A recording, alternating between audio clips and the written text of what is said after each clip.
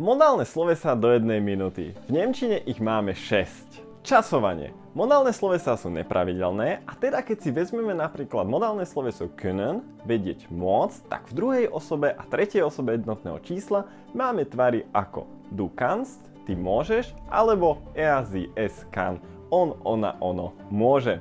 Tu je tabuľka časovania modálnych slovies, takže si video pauzni a v kľude si ju pozri.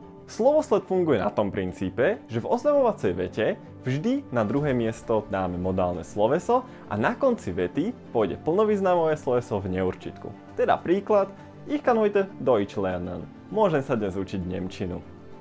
Viac ohľadom tejto témy nájdeš na mojom YouTube channeli. Link máš v bio. Takže veľa šťastia pri učení. Čau!